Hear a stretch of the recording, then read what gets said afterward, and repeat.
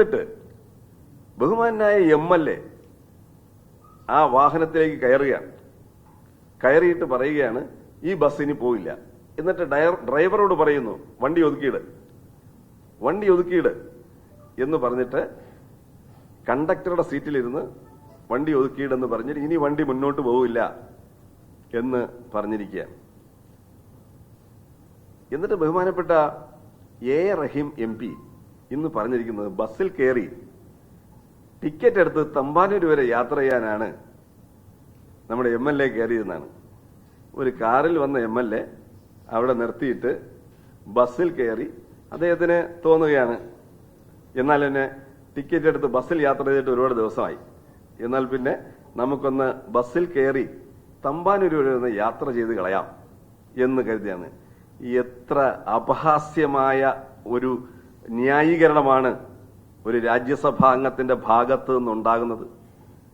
കഴിഞ്ഞ ദിവസം ഞാനൊരു ഏഷ്യാനെറ്റിനോടാണ് പറഞ്ഞപ്പോൾ ഞാൻ പറഞ്ഞത് A. റഹീം MP യാണ് ഈ കണ്ടക്ടർ ആദ്യമായി വിളിക്കുന്നത്.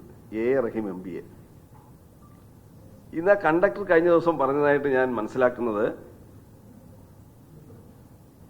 MLA ബസ്സിനുള്ളിൽ കയറിയിട്ട് ടിക്കറ്റ് ചോദിച്ചു എന്നുള്ളതാണ്. അതാണ് കണ്ടക്ടറുടെ ഭാഷ്യം.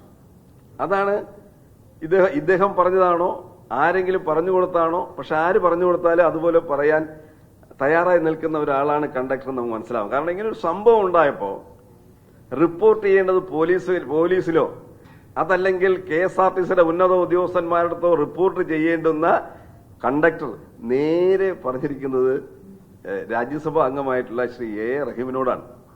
അദ്ദേഹമാണ് ഇത് കാര്യങ്ങളിൽ തീരുമാനമെടുക്കേണ്ടത്.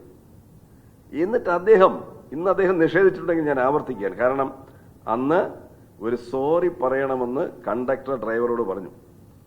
സോറി പറഞ്ഞാൽ തീരും. ഇത്